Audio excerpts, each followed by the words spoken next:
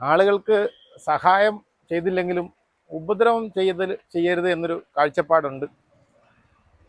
അന്നേരം നമ്മളോട് സഹകരിച്ചവർക്ക് അല്ലെങ്കിൽ പൊതു മുതൽ ഒരു മലിനമാക്കിയ സാഹചര്യമുള്ളപ്പം നമ്മളത് വൃത്തിയാക്കി കൊടുക്കണം. ചിലരെങ്കിലും ചിന്തിക്കും, എന്തിനായിരിക്കും ഇങ്ങനൊരു പബ്ലിസിറ്റി ഇതിലൂടെ കൊടുക്കുന്നത്? അത് പബ്ലിസിറ്റി കൊടുക്കുന്നത് ഇത് കണ്ടിട്ടെങ്കിലും എൻ്റെ സ്ഥാനാർത്ഥികൾ അതുള്ള മറ്റുള്ള സ്ഥലങ്ങളിൽ വ്യത്യാസങ്ങളായ സ്ഥലത്തിൽ മത്സരിച്ചിട്ടുള്ളവർ ഇത് കണ്ടിട്ട് അവർ ഇതേ ഒരു പാത പിന്തുടരണം.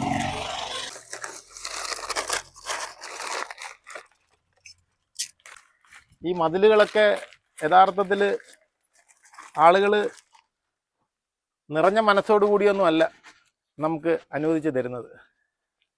അവർ ഒരാളെയും പിണക്കണ്ട എന്ന് പറഞ്ഞിട്ടൊക്കെയാണ് നമ്മൾ ചോദിക്കുമ്പം അവർ സമ്മതിക്കുന്നത്.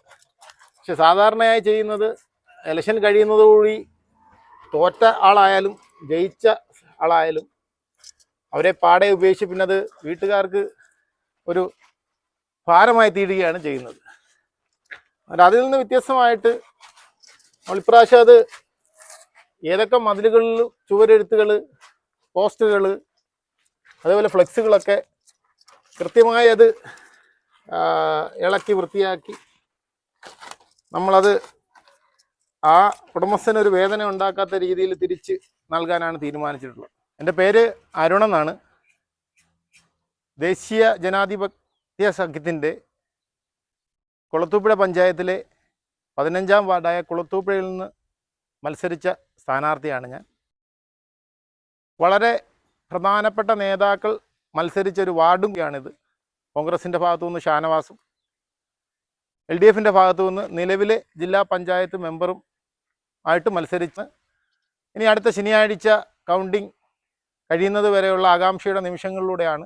എന്നാൽ ആ ഒരു വോട്ടിംഗ് നടന്നതിൻ്റെ ആലസ്യം മാറ്റിവെച്ച് ഞങ്ങളുടെ സഹപ്രവർത്തകരും ഞാനും കൂടെ ഇറങ്ങിയിരിക്കുകയാണ് ഈ ഇലക്ഷൻ്റെ ഭാഗമായിട്ട് ചെയ്തിട്ടുള്ള ചുവറിൽ വധിച്ചിട്ടുള്ള പോസ്റ്ററുകൾ അങ്ങനെയുള്ളത് കീറാനായിട്ട്. വളരെ സാധാരണക്കാരുടെ കൂടെ, അതായത് സർവ്വസാധാരണക്കാരനാണ് ഞാൻ. ഒരു മതിലുണ്ടാക്കുകയും അത് ചുരണ്ടി പെയിൻ്റ് ഒക്കെ അടിക്കുന്നതിൻ്റെ ഒരു ചിലവ് നമുക്ക് ഊഹിക്കാവുന്നതേ ഉള്ളൂ.